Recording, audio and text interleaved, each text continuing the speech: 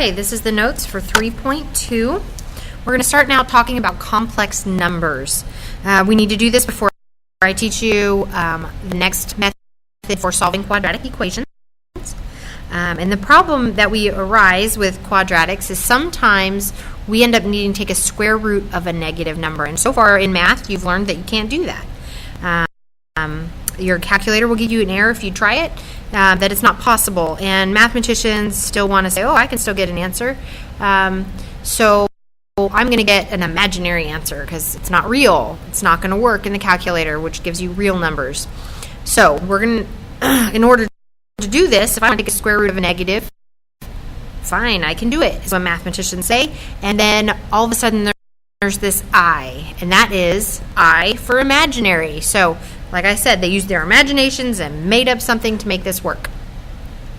Then the key is to remember that I squared equals -1. And where that comes from is if I have square root of -1 and I'm telling you that equals I. Okay, so we take a negative out of a square root and then the negative's gone and we have I. Excuse me. If I square both of these things, when you square a square root, the square root goes away. And I have I squared, okay? So that's where I squared equals -1 comes from.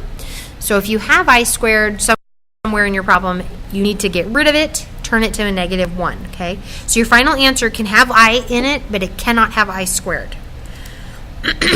So, for some examples of just simplifying some square roots, these problems, we're going to say it started with x squared equaling a -49. So if I have x squared equals -49, and I square root both sides, square root this side, you get x. Square root this side, you get the positive and negative of square root of -49. So that's where all of these are coming from. They've already square rooted both sides. So I want to solve for x. So I have the positive and negative. I can't take a square root of a negative, so I'm going to get the negative out of it. And that's where I get I. So I take the negative out, and then I'm left with 49. Okay?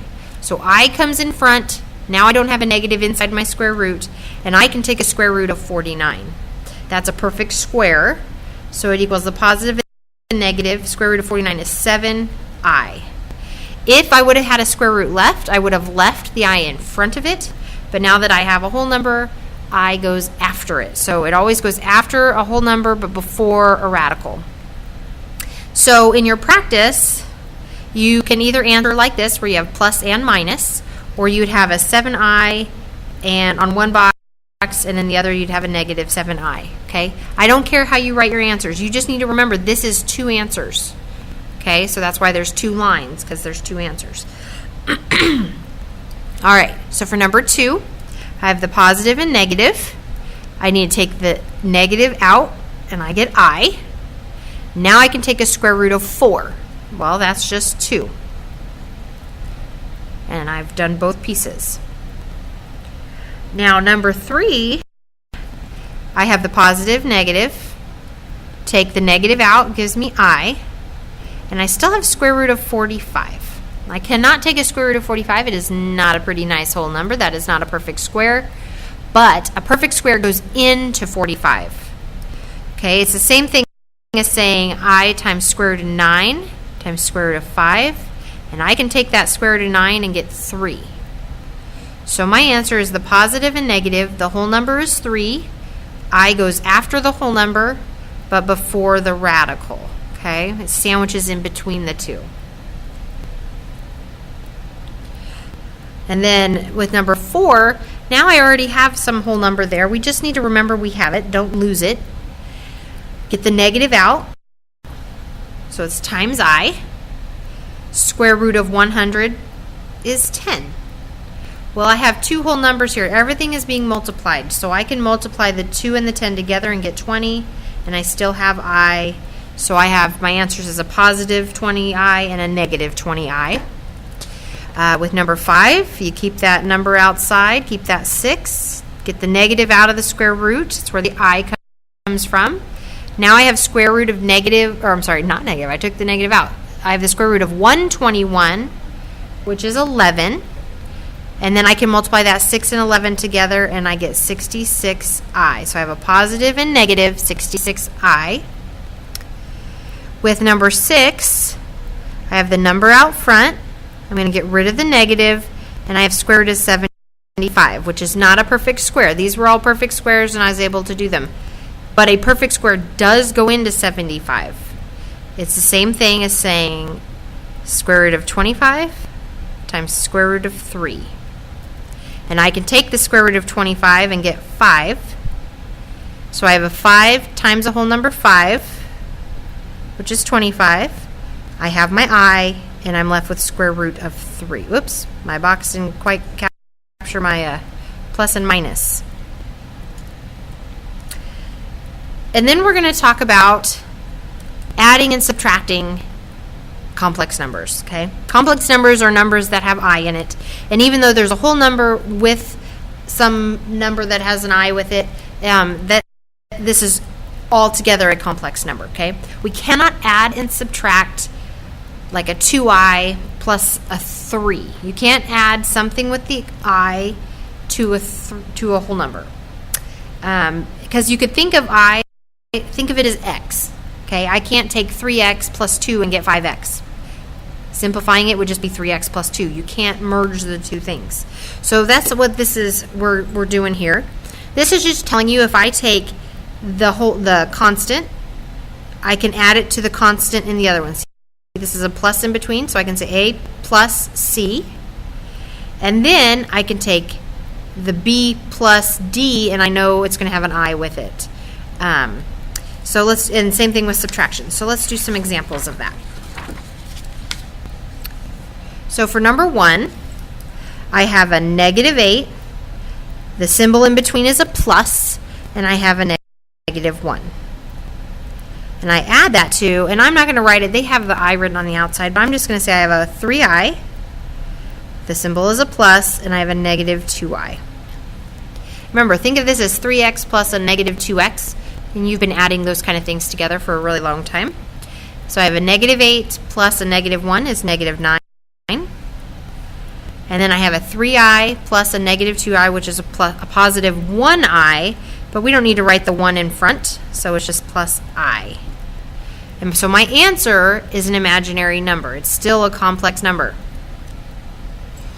All right, for number 10, we need to pay attention. It doesn't just say plus in between. We have subtraction. So if I take this 36, the symbol in between is a subtraction, so I'm going to subtract. And then I have 12 as my constant over there.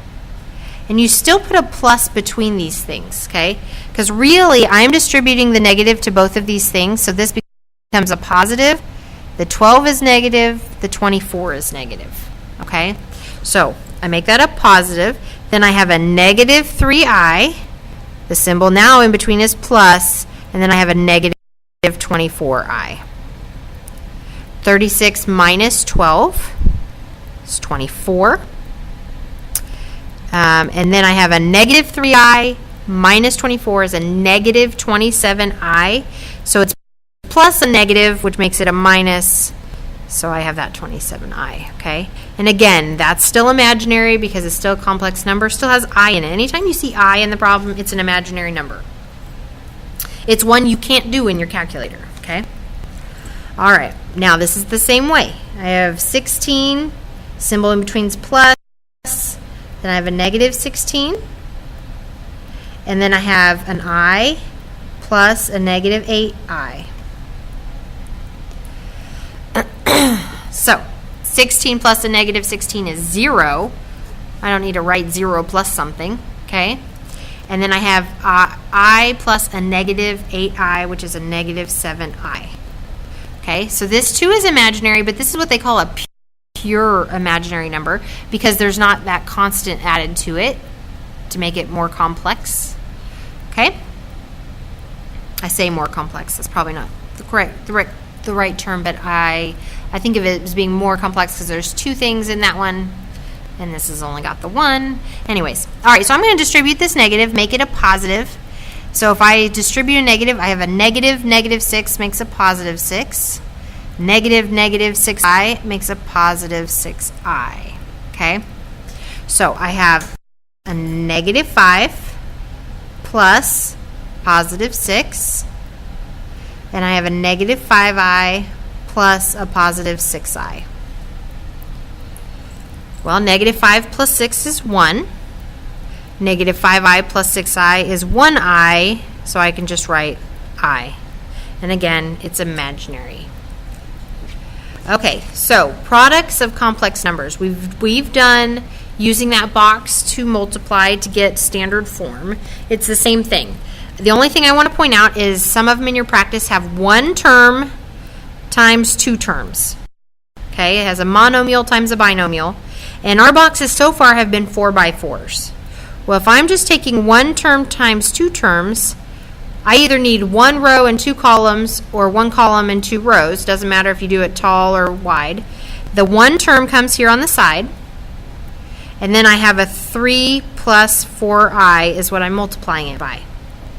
Now, they just distributed. That's how they got all this. And you can do that. It's the same thing. I'm just showing you how these boxes can grow or shrink based on need of the situation.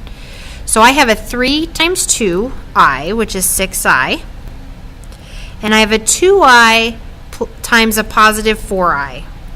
Now I'm going to write this not inside the box for a second, and you'll see why. So 2 times 4 is 8. I times I is I squared. And I told you, we're never going to leave I squared in our answer. I squared is the same thing as saying negative 1. So this is an 8 times a negative 1, which is negative 8. Okay? And I write my answers with the constant first, and then it'd be plus 6i, which is exactly what they got with just distributing. That's what our box does for us. Now, this is 2 terms times 2 terms. So I need a 2 by 2. I have a negative 1 and a positive 9i. I have a 15 and a negative I. Okay. In this box, it's this row times this column, and I get negative 15. This box is this row times this column, and I get 135i.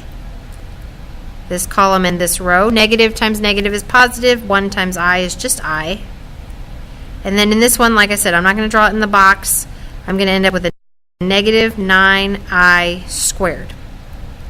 I squared is the same thing as saying negative 1.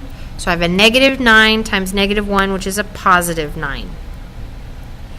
Now, when we did getting from factored form into standard form, we had the first and last term and then the middle terms, like terms. Well, we have like terms here still. But because that I squared actually turned into a constant, turned into a number, we actually have like terms going diagonal this way as well.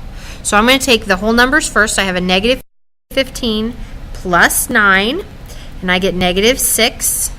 And then I have an I plus 135i, and so I get 136i. Okay, again, that's an imaginary number. So number 14, I have a 13 plus I times a 13 minus I. 13 times 13 is 169, and I get a 13i, negative 13i, and this one gets me a negative I squared. I squared turns into negative 1. Do not lose the fact that there was a negative in front. A lot of people think, oh, well, I squared is a negative 1, and that's telling me it's negative, I'm just going to put negative 1. No, that's not what it's telling you. It's taking a negative, basically a negative 1, times that negative 1 of the I squared. A negative times negative is a positive, so we have a positive 1. I add my like terms, I get 170. I add my like terms, and I get 0. So this answer is a real number. It's 170. All right, when you get down to 16 and 17, this one is actually we're needing to solve by square roots. Okay, we're going to go back and solve by square roots because there's no x. It's got x squared, and then it has a constant. That's when you want to solve by square roots.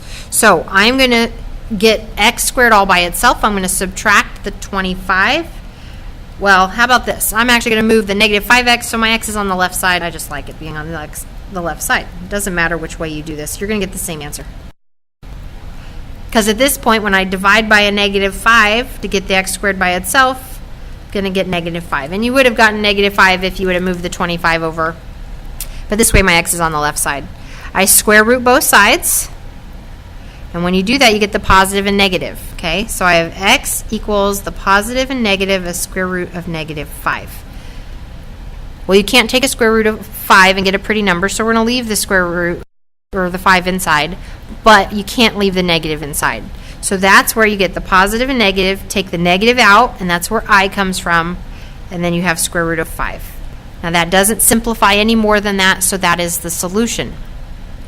Now number 17, you could just get it equal to 0 first to determine which way you're going to solve it, but I can see I have no x in this problem, so I'm going to get x all by itself, so I can solve by square roots. So I get x squared equals a negative 8, square root both sides,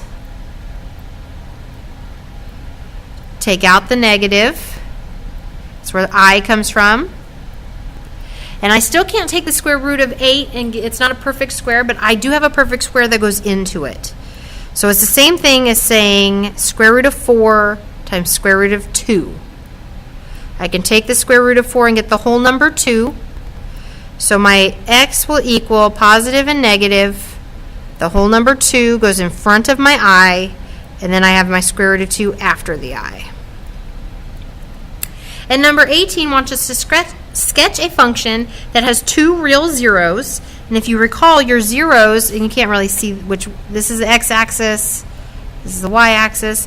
Okay, the zeros are where your graph touches the x-axis. It's your x-intercepts. Remember, we said those were the same thing. So that'd be a point there, and a point there, and it's a quadratic. So there's an example. Okay, doesn't need to be perfect. It just wants to sketch a function that has two real zeros of negative 2 and 2. And then we need to sketch one that has imaginary of negative 2i and a positive 2i. And those 2i's came from here, because the square root of negative 4 is plus and minus 2i. So if I put this in graphing form, that plus 4 just meant it moved up 4, and it's a quadratic, and it would look like that.